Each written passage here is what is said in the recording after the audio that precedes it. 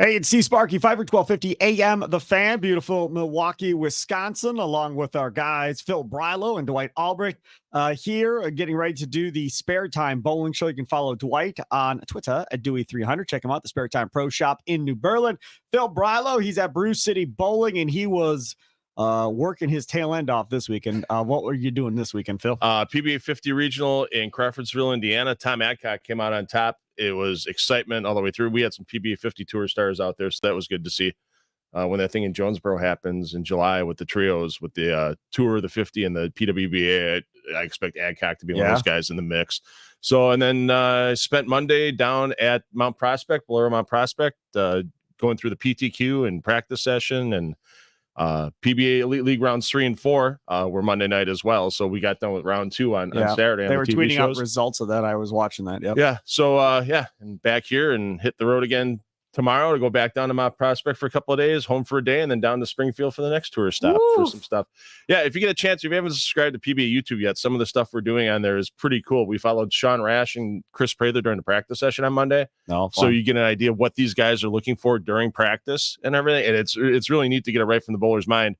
And I'll give everybody a sneak peek in next week. I'm hoping, I think we got Tim Mack, so we're going to get the ball that'd be good as they go through the practice sessions with the players and what they go through talking to the players and stuff like that. So, yeah, if you haven't subscribed to PBA YouTube yet, please do so, because there's some pretty good stuff we got going out there that I get to be a part of, and it's pretty fun to do. That's awesome. Good stuff. So Phil was busy doing that. I was busy over at Burnham Bowl for City Tournament. We won't get into that because it won't be pretty if I do. So we'll just stay away from that. Okay, so that was youth tournament, by the way, not adults. That here locally in West Allis, in Wisconsin. Okay, so let's first start off with the U.S. Open. We'll get to PBA Elite League. I know that was Saturday, but we'll start off with the PBA U.S. Open. I guess that was as bad as I can remember watching professionals of their magnitude bowl on TV in quite some time. And I'm not saying that it was their fault necessarily. I mean, they were the ones throwing the ball, obviously.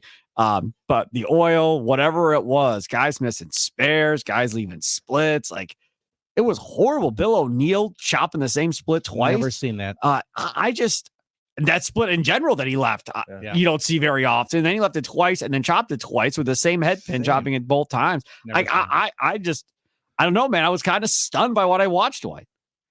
I was telling Phil before the show, I watched it live. And of course, when he chopped it the first time, like, oh, wow.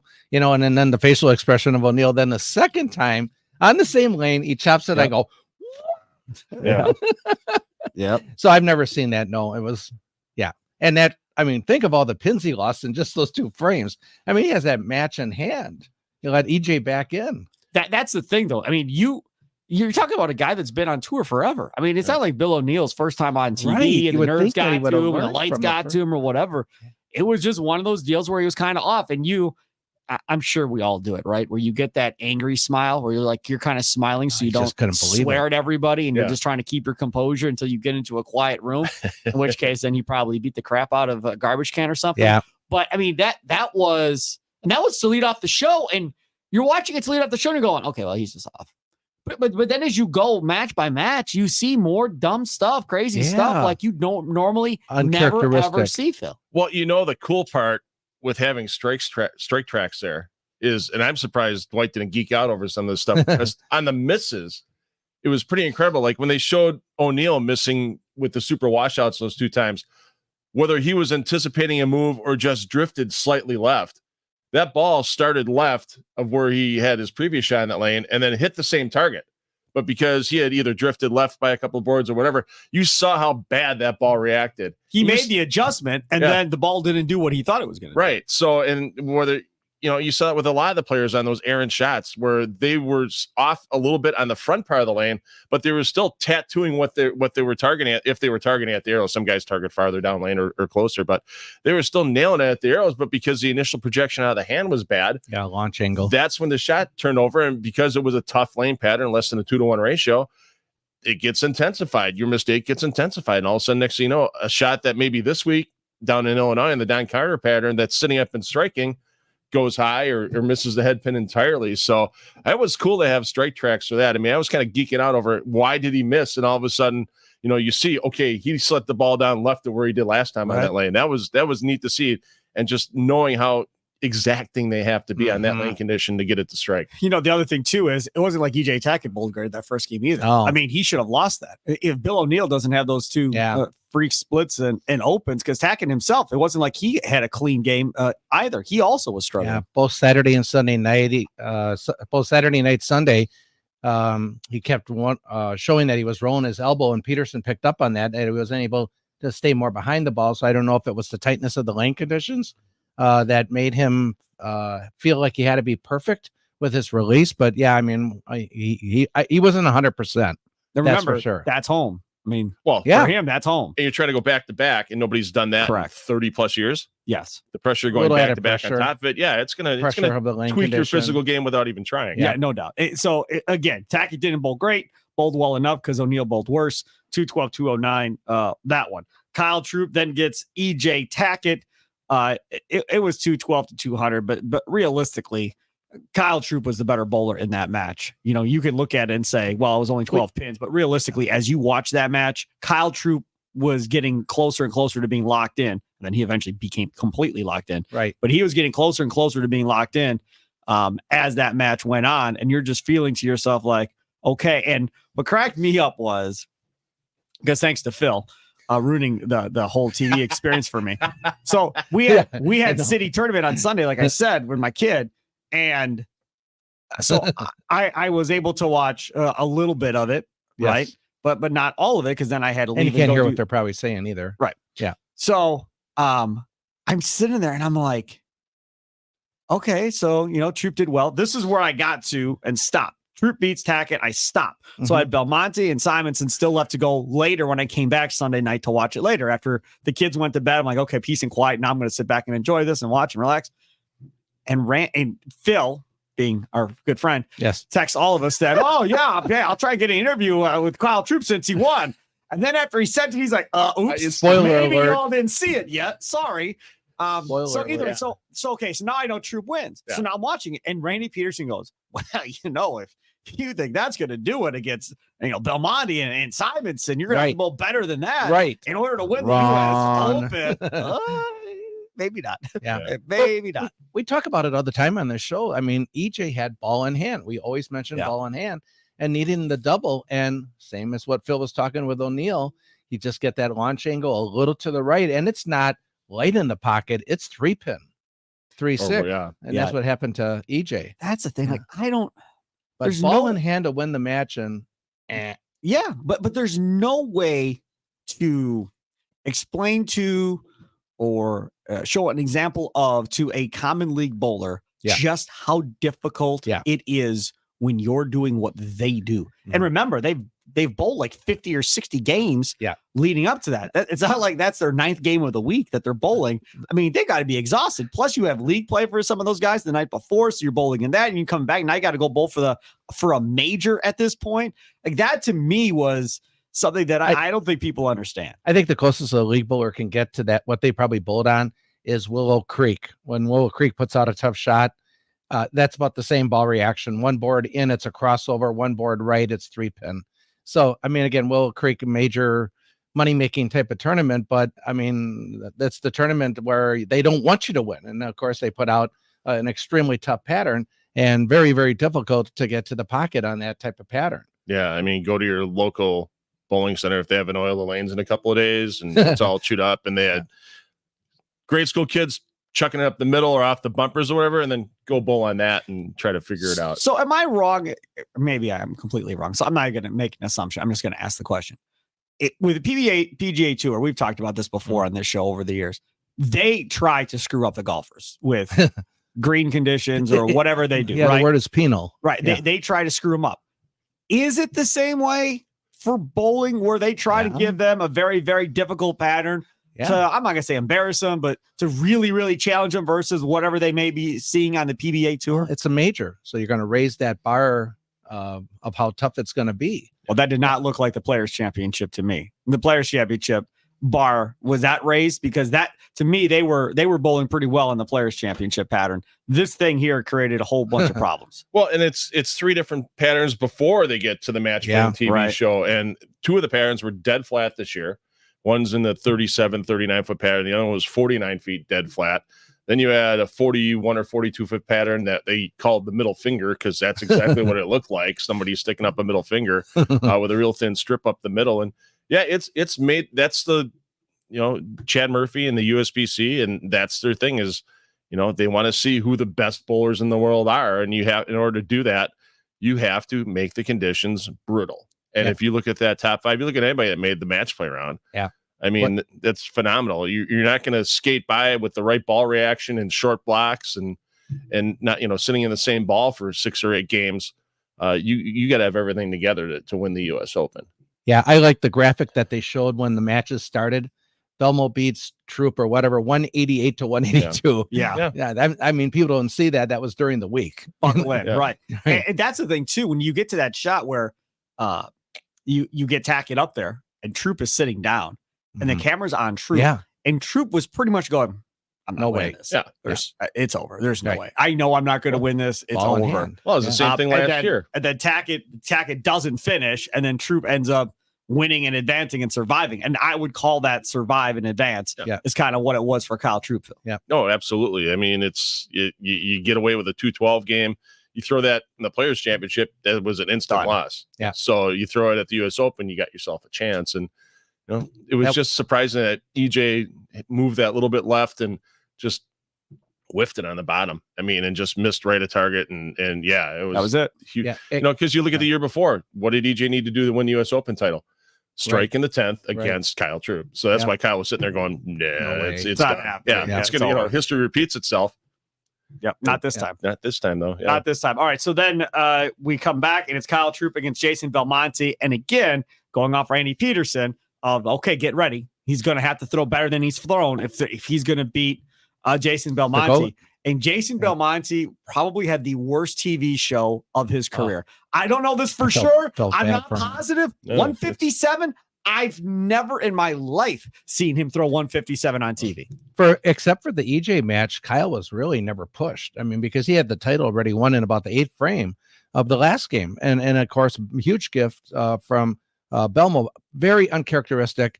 Bad ball reaction. Here we go again with Mo Pinnell's quote. The other thing that confused me was he kept looking at Tim Mack, and Mack was making him ball choices or changes, and I just wonder why he went to Tim Mack instead of the other Storm ball reps, and which were there.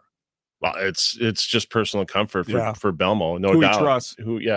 And you watch that first ball that Belmo threw, and that I've never seen a Jason Belmonte ball hit the 1-3 pocket and deflect as much as that ball did in the first frame. Like it finished over the right side of the 9-pin spot. It almost got over it was bad for week 10. Then he tries to correct it the next time up on that lane, doesn't work, tries to do it again the 5th while Tim Mack was talking about it. And sure enough, that's it. And then they had to make the ball change. And even that, and then when he, 2-4-8-10, 7th frame, it's done. But he looks back at Mack and it's just like the right lane just got him. Right. It also shows you, even the best in the world, which Belmo is, how quick that one game goes. And if you don't have it figured out quick, you're done. I don't care how good you are. That pattern was kind of destructed by Kyle Troup where he was throwing his ball, and that was kind of screwing up Belmonte from where he wanted to go. So then he had to adjust. And by the way, again, PBA Tour, the ball reps talking to Randy Peterson was great. I mean, Brett Spangler. That was awesome. Good. I like that. I like that a lot. I mean, you got to be quiet so you don't interfere with Belmonte or whoever is bowling at that time. But I like that touch. I like it a lot. Yeah. Hopefully they put make a little booth for the ball rep or something like that, so they can actually, because it was hard to pick up Tim at first when they first started talking to him. But so they can do that in the middle of the match and just go, hey, let's talk to the ball rep. Let's get the idea what's going on in the player's head, right, and go from there. They got a new earpiece. I saw it during the first show. It's like a green plug. Phil probably knows that type of technology, but it really picks up the voices real well for the fans at home to listen to it. So I did see they didn't have that last year, so that's a new piece. That's what I'm saying. Yeah. So I think the Tom Clark and those guys just continue to push the envelope a little bit more, try and figure out how to make it a little bit better for the fan experience. And I think those ball reps, having those conversations, even though it's once a match or whatever, is still good because it allows the person at home on the inside of kind of what is going on. And when he said, we're going to make a ball change after this, after commercial, we're making a ball change. That's cool because now they're making a ball change. And again, Randy Peterson and those guys are usually pretty good as far as, okay, they made a ball change. But sometimes it takes them a frame or two to realize, because if it's the same color or whatever. A monitor just like we are. Right. You don't really realize that they made a ball change. Yeah. So when you have a ball rep telling you, here you go. Now every fan at home is like, all right, well, let's see what happens. Let's see if it's any different or any better. Yeah, Correct. I love it. I thought it was very well done. All right, so Belmonte embarrasses himself with a 157. So now it's Troup against Anthony Simonson. And again, like Dwight said, not close again, because Simonson went out there like Belmonte and was a lost cause. What did he open his first two frames of that match? I think he did. Yep. And you wouldn't believe how many people came into the shop so far this week.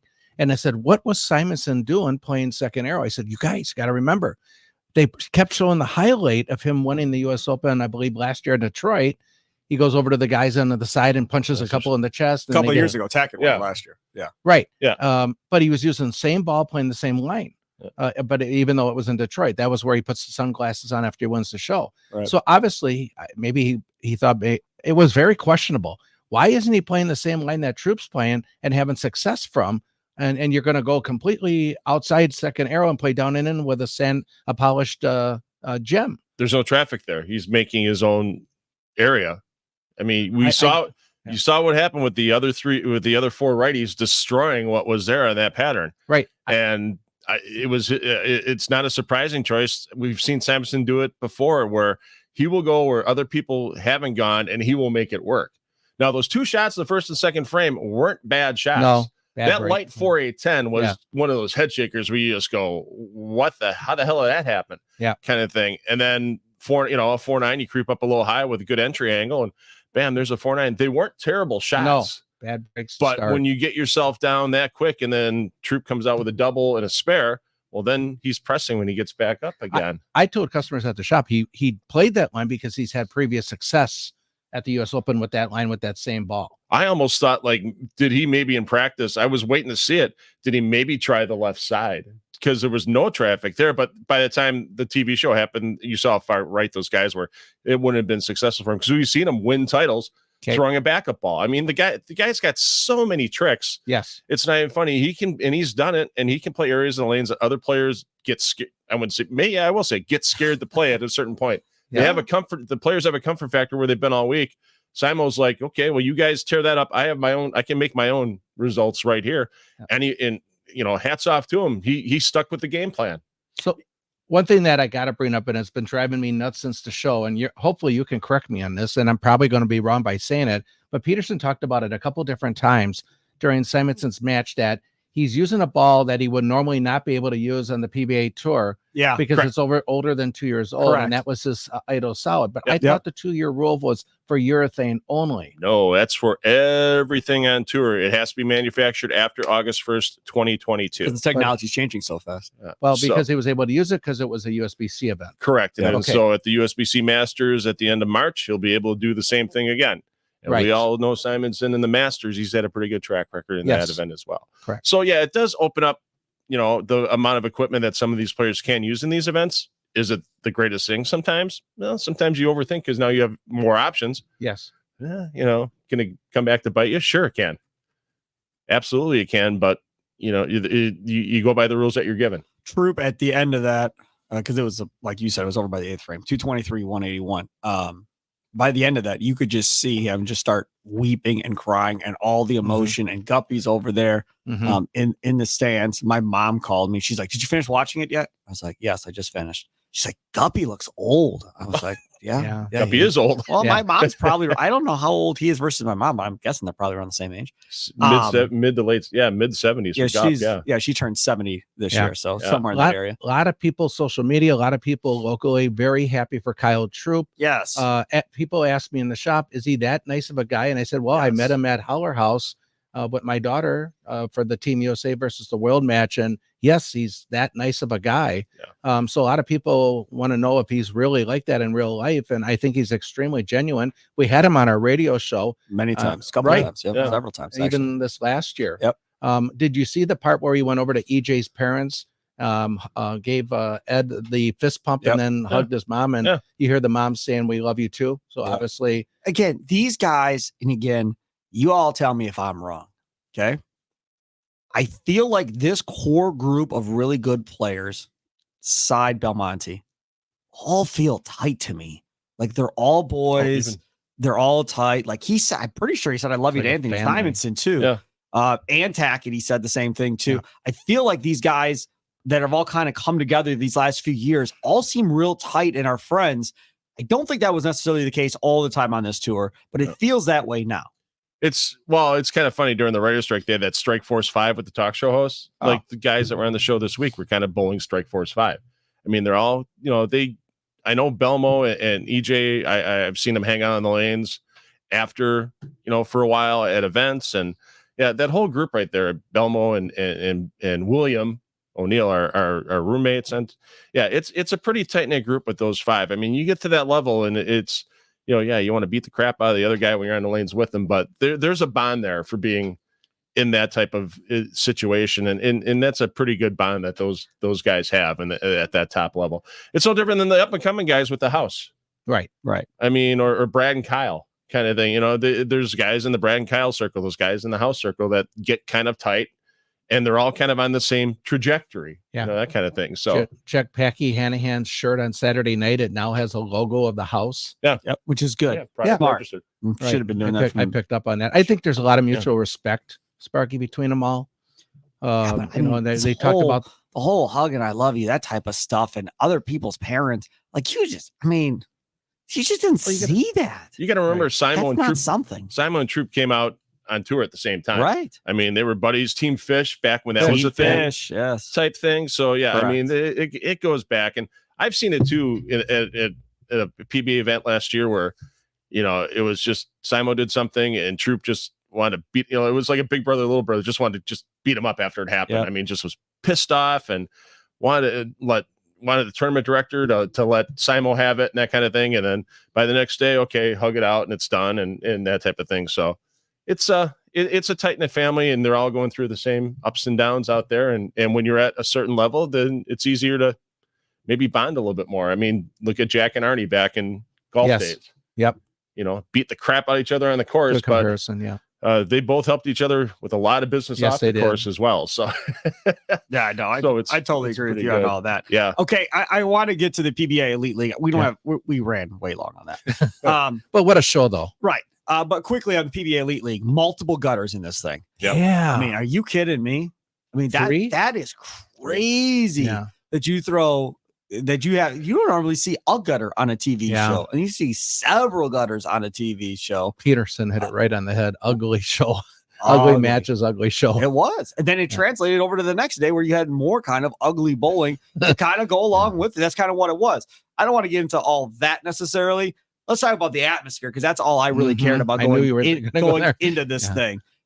That was pretty good. Yeah. They weren't bad. They were not bad. Y'all held your own in Indiana.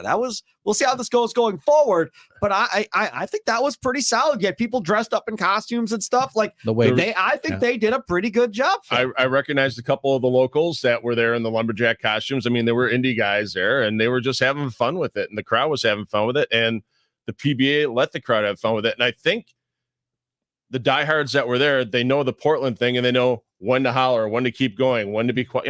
It was that type of thing. So I don't think it took much coaching from Mike Jakubowski or anybody else at the PBA to get that crowd going on Saturday because they've seen it. They wanted to be part of it. And that's why they were there. I think you just have to apply pressure. Like this is what it is. Don't let us down because if y'all screw this up, it's going to take away from what this is supposed to be. And I'll give you an example. Kay came into the room. She sat down. She goes, what the hell is going on? Why are they being so loud for? And I said, oh, whatever. She's like, I thought that was in September. I'm like, it is, but this year, right? Yep. So, because she remembers sitting there watching with me. She knows I call Portland, Maine bowling heaven, and I want to go there. Right. Yeah. So she knows that, but she's like, what is this? I'm like, it's the same thing, but now they're going city to city or whatever the case may be. So she right away sat down and realized something was different than what I normally watch on TV and picked it up. And that is what you have to have for people going through the channels. That will get them to stop. I guarantee you every single time it will stop them. Then once you stop them, don't throw gutter balls. Right. I mean, that's pretty much what it comes down to. Add some drama. I mean, the gutter balls added a little drama to it here and there. I felt bad. And Parker's look after Simonelli did it in the second game with Waco. That was I'm surprised nobody's memed the hell out of that yet. That look was awesome. I could have told you this was going to happen with Simonelli. I could have bet my house on it. Not bowling. Last Angry. year, that dude was on a vengeance tour. Right. So that you could just see, like, he was mad and he bowled angry. pretty much F you to everybody. We're going to do it the way I want to do Yeah. it. And I'm going to go beat everybody. Yeah. This year, he's back to being normal Ryan Simonelli again, which means you're going to get Ryan Simonelli normal type stuff. Yeah. Last year was a one-time deal. You're not going to see that. Yeah. The guy that always struggles on TV is the guy that almost went perfect, which was DJ Archer. Yes. You know, I mean, that guy was the guy of the show. You know, I mean, hardly ever missed. So, I mean, I was in the crowd for the doubles event with Ashley a couple of years ago at Brylow, and in practice, I looked at Ashley. I go, he's lost.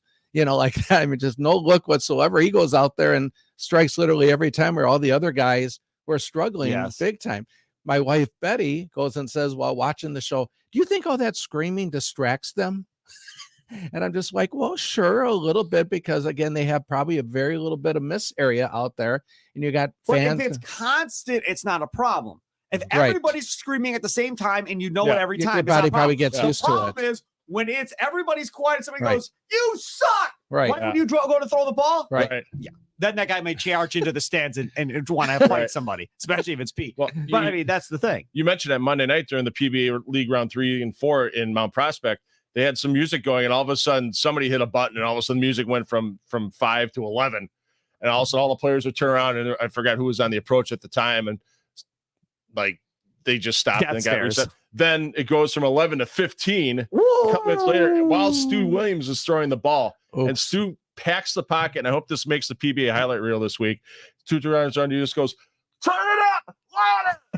It was great. I mean, so he embraced it a little bit, but you mentioned the sound levels. I mean, and there was a good crowd Monday night. There had to be over 100 people trying to jam the concourse in Mount Prospect. As much as Rash does around that state, you would think that they would have a big crowd. Oh, he does a ton around the state of Illinois. He had a huge local following. Prather had some locals that were there watching him too. AJ Johnson had a whole bunch of family there, and outside of that, I'm talking fan. I'm not talking like family members. So there were 100 some fans in there that I never had seen at a PBA event before that were checking out the league. So it was pretty cool. Yeah, and the league show on Saturday on FS1, highest rated FS1 show for the PBA since 2021, according to Jeff Rickles. Hell yes, yeah. So there you go. So the casual fans embracing the league as well, which is great. That's what you got to get. Talking about Stu Williams, though, come on, you guys got to agree with me on this. He had the best react of the year on his spare shot. Oh, I whips the head pin left. Well, yeah, he's like, "What are you doing, Stu?" And he gets up there and then, of course, makes it.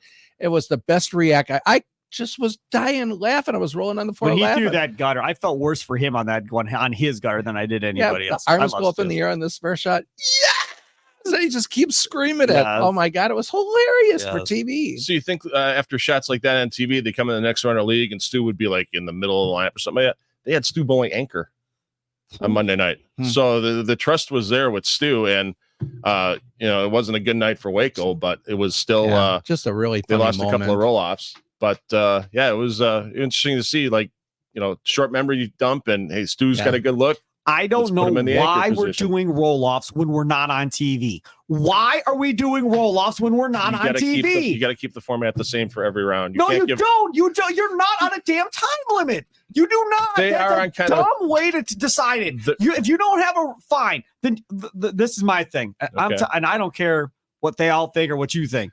When you're not on TV and you're not pressed into a time limit for TV, you should have a different way of finishing this. Throw another 4 frames, whatever you want to do. That roll-off thing is dumb. Stupid. It's been stupid for a long time, and it continues to be stupid. Let them throw another 3 or 4 frames and see what happens. And if they're tied, then take another frame off and do it again. So maybe you throw 3 frames. And if it's tied after 3 frames, then you throw 2. Then you throw 1. And then if you're still tied, go back to 3 frames and start over.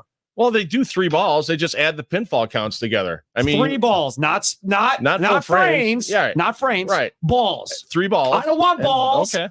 I've got balls. So do you. But I'm talking about spare shots and strikes. Okay. And bowling. So you don't think Barnes' clutch strike was drama filled? Oh, sure. He had one shot before that. Yeah. He gets up there ice Yeah. cold and laces it for the team to win. Yeah. And it's great because that's clutch. It's Chris Barnes, it's clutch, all that stuff. Right. Yeah. Right. I just didn't like, care for it. I thought it was okay. Can you imagine that? Oh, in the NFL. All right, everybody, line up. Field goal competition at the end here. Let's see who can hit a 50-yarder to win it. Sports, People would lose their damn mind. No, I hate it. I've always hated it.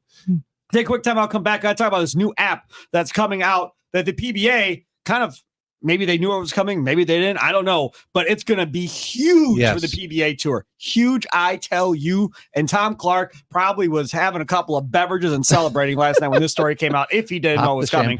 He probably knew it was coming, though. Back after this, Spare Time Bowling Show. All right, back on the Spare Time Bowling Show, 12:50 a.m. The Fan is where you can catch all my fine interviews throughout the course of the week. Brewers, Bucks, Badgers, Marquette, whatever the case may be. Usually do 3 or 4 a week. Go to 1250amthefan.com or just check it out on your Odyssey app. He is Dwight Albrecht. Follow him on Twitter at Dewey300. Spare Time Pro Shop in New Berlin, always busy. He is Phil Brylow. He is always busy as well. Follow him at Brew City Bowling. And if you're heading down to Mount Prospect, you'll see Phil, right? You're going back down there, what, Thursday? Thursday, Friday, I'll be down there, yeah. So not much going on Friday, but Thursday night, the last round of match play and that, you'll see me there. Yep, go check him out. Follow him on Twitter at Brew City Bowling. Oh, okay, so let's talk about this new app. I was so excited yesterday. I quote tweeted, said this is huge for the PBA Tour. ESPN, Fox, which is where we have the PBA Tour, and Warner Brothers Discovery shared only some details of their agreement on Tuesday. The deal is they're going to create a streaming service that's an all-in-one that has all the sporting events that all of them carry. That includes the NCAA tournament. That includes the World Cup for soccer. That's everything kind of going into this all at once. CBS, Neil Pilson is from USA Today, former president of CBS Sports. It is certainly surprising. He called it a potential watershed moment. Let's see here. The joint venture would be offered directly to consumers and will include ESPN Plus, which is beautiful because most people don't watch ESPN Plus, plus ESPN, ESPN2, ESPNU, SEC Network, ACC Network, ESPN News, ABC, Fox, FS1, FS2, Big Ten Network, TNT, TBS, and True TV. That is simply amazing. That's amazing. Yes. And if you're able to get your bowling events now onto an app where all these people are coming anyhow for other things or whatever else, you're going to be able to bring people in. I will say there's one concerning little thing here.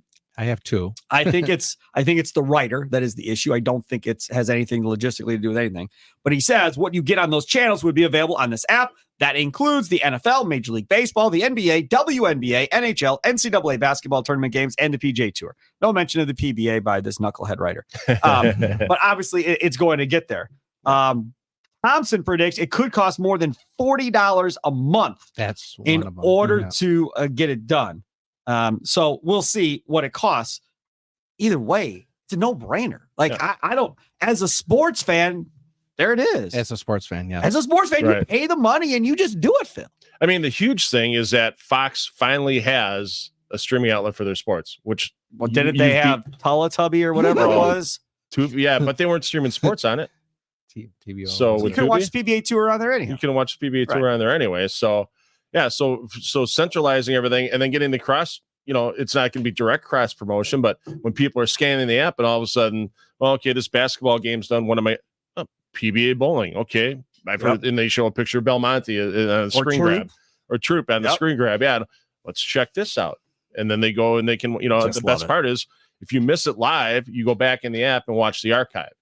That's the best part of the whole thing because, so many guys, I'm the same way. I have to set my DVR a bunch of times in order to watch. I recorded stuff. And so this is great. Now I don't have to worry about setting it. If I forget to set the DVR or something, I don't have to wait to see it. Here I go in the app. Bam. Here we go. I'm watching U.S. Open from Indianapolis or the Illinois Open from Mount Prospect. So yeah, it's going to be pretty good to get that extra cross promotional bump or, just the guys that are, as they scan the app, what can I watch now?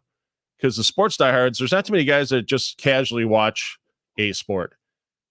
I think. Right. So you watch several. They watch several sports casually. They have their diehard, whether they're a Packer fan or Bucks fan here in Milwaukee or Brewers fan, but they'll scan the other. and see what's going on. I think that's going to be a huge part of getting bowling a little more front and center on that app. What do you say, Dwight? Right away, I thought of Peacock and IndyCar when I read your tweet.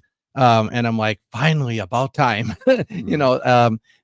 Peacock's not in on this, so Peacock NBC's is not in on it. NBC. Yeah, I know. So you'll need to, But what IndyCar does for Peacock, Gotcha. Right. deal, going on to them. Yeah. I'm just thinking, finally, our version of it. Right. That's what I was thinking.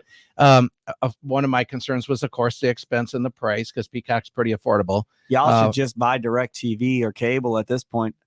Seriously, between all the apps you're paying, most of you are going to be spending $100 a month anyhow at this point. Yes. You might as well just go back and get regular over-the-air TV and call it a day. Well, I have HBO on my with Spectrum Cable. I get Max for free, and supposedly Max is one of the things they're going to bring on this package. Is you'll probably get a better rate than if you just get it as standalone. Mm-hmm. So that's fine with me. My other concern was, what if this does go through and it does do well for the PBA?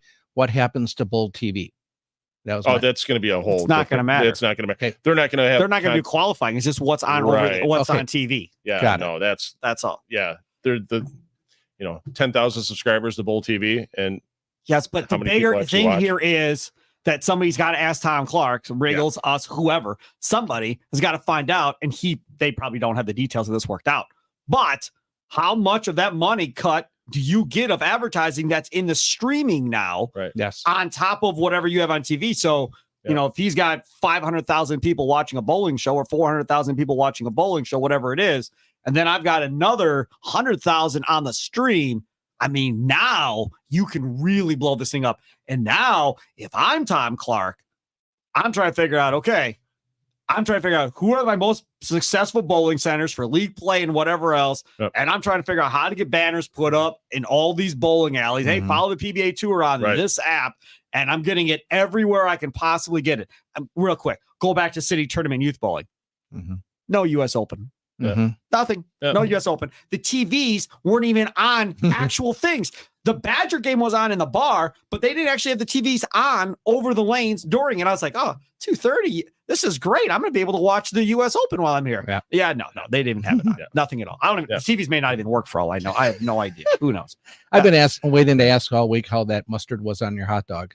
That's a whole. Oh man, there we go. Yeah, don't get me going, because I was so mad when I left have a there. few more minutes, Dwight. I know. So mad when I left there. Okay, so we all agree that streaming app is amazing. Yep. Speaking of local bowling centers, Dwight Albrecht might have a little bit of a scoopy scoop I had a for everybody. So hopefully it's correct. Okay, what do you got? Well, we're hoping, because again, a customer told me, but I reconfirmed it with our mechanic over at New Berlin, and I guess it is true that Fox View Lanes, with Stefan Honen, is this spring going to install stream machines. So it's the first proprietor to get on the stream machine bandwagon. Now, the customer that told me said out of the 16 teams that they have there, 6 already have told him they're leaving. And I'm like, well, you're not even giving it a chance. I said the new machines, which is what we talk about on our radio show, are getting to the point where you can't even really tell a difference. So after I talked with him, I had a gut feeling he was one of the 6 that were leaving. And after I talked with him, maybe I want him back in. Who knows? But yes, that was yesterday. And kind of like the story broke that it's going to be Stefan Honen from Fox Run. This is what I'll tell y'all. Okay. And I've not been there myself. So I'm telling you to go somewhere I've not been to go check it out. But I've been to one of their other facilities. The Spare Time Entertainment Center that I was to in Iowa. Yeah. They had strings on the pins, and we did a show of me talking about them, whatever else. Right. Now, since then, they've obviously improved or whatever. Yes. But there is a Spare Time Entertainment Center in Madison, I believe now. Go there and bowl. Go, get your ball. You and your boys on your team. Go get your ball. Go to Madison and go there and bowl. Now, again, this is a family entertainment center, right? So there's arcade, there's laser tag, there's all this other stuff. But there's a ton of bowling lanes. That's what their main thing is. And there's string pins. Go bowl and see. Go bowl and see. And say to yourself, okay, is this horrible? Can I bowl in league with this? And if you go, yep, I can't deal with this, like it's screwing me up and I'm all messed up, okay, then don't bowl in league there. But if you go there and you bowl and you can't really tell a difference, right, then just go bowl. Hey, man, I'm with you. I think it's dumb. I agree with you. Right. But fact of the matter is, you have nobody going to school or nobody getting trained to be mechanics on these machines anymore. None. So now you're stuck. I mean, there's some, like Gary Dashevsky is still going around and helping people that are having issues or whatever else. But they're not going to be here forever. He's not going to get any younger. So you have to have a plan in place. Right. All of these centers, I'm telling you now, within the next 10 to 15 years are going to be string pins. Well, his comment was, the problem is you have to be able to flip the bill to pay for it. We heard 18 to 24,000 a lane. It's a lot of money for strings. The energy savings that they're getting on these will pay for itself in a not long period of time. They're saying that with what you save in energy and stuff, that you're going to get your money back in 6 to 8 years compared to conventional pin setters. And your pricing on your parts is cheaper. There's fewer parts and mechanics. Maintenance. You can do yourself. You can train somebody to be a mechanic in a day on these string pins. So, his only concern was what's going to happen with the sport with messengers, as there's so many messenger strikes in bowling. And I said, well, they're improving. That's what I said. The latest string and the latest string machines. You saw that. Didn't Parker Bones Center have two of the most modern ones? Well, he has one, and it's not the sanctioned machine, but EJ Tackett and his family center, Easy Bowl in Bluffton, Indiana, is going to strings. They already have a pair that they have strings on, 1 and 2. And I was watching EJ's wife, Natalie, throw a few shots on there. And it's the sanctioned, it's cubic AMF. It's the fully sanctioned certified machine. And you can't tell the difference. And I was talking to EJ Monday before the practice session in Mount Prospect, and they're going to do the whole center. They're going to get it done by the end of the summer.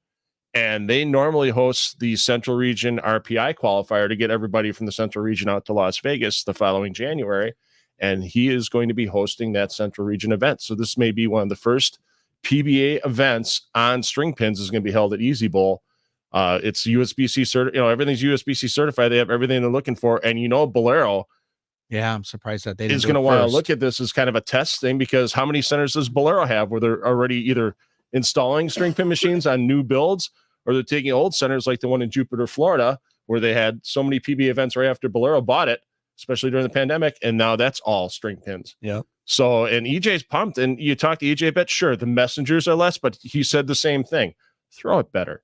If you're flush in the pocket, you're going to hit. You're going to hit, and you're going to get that 6 off the 10, because the pins are always on spot with those string pins. You don't get the problems you get with the AMF pin setters. And you don't get it with the Brunswick pin setters. Those pins on those string machines are always on spot. His other comment was every 3-4 years, pins go bad, they crack. And so he was like, well, what's going to happen if especially the 1-3 is the one that's hit the most? I said, well, they just replaced the pin and put a new feather in they there. rotate them. Stefan Hanen, the guy's incredible with detail on all kinds of stuff. Let's get him and on. He's going to make sure that they're rotating. I'll see Stefan on Thursday. I want him on. Let's get him on next week. With him and Cassie at H5G. They have the booth at the PBA stops. Yep. Yeah, let's get him on and talk about it. Yeah, he didn't bring this up when we talked to him. No. But I'd like to get him on and see what this all. He doesn't have to do the whole podcast, like 10, 15 minutes, and just kind of educate everybody that is like your customer of like, the hell with this, I'm out. Like that, I would like to hear the sales job that he has, or he's giving people to try and convince them to do this. Yeah, but talking to EJ, his customers are fine. I mean, his customers are fine with it. Small town, but where else are they going to go in a small town? How many lanes are in that center? 22. 22. And you said it was 16. You said it was how much per lane? 18 to 24,000 is what our mechanic Mark. A set or a lane? A lane.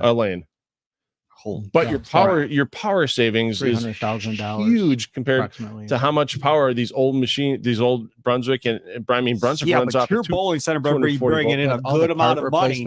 Yeah, you better be bringing in a good amount of money to pay for those. Pay that loan back for whatever you're taking. When they're 80% more energy efficient than the machines you have in there already, doesn't take long. That was a big thing when Brunswick came out with those new GSX pin setters. There's no centers around Milwaukee that have them, I believe.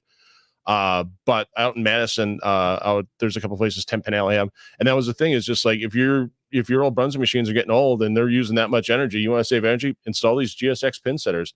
And Plaza Lanes in Clinton, Iowa did that several years ago, and his return on investment's been great because he's saving so much money on electricity every month. My only point is, remember A2s, which are out at Fox, I believe, and we have A2s at New Berlin. They were built in the early 50s. At that point, how hard is it going to be to get parts for it, and then the expense of the parts?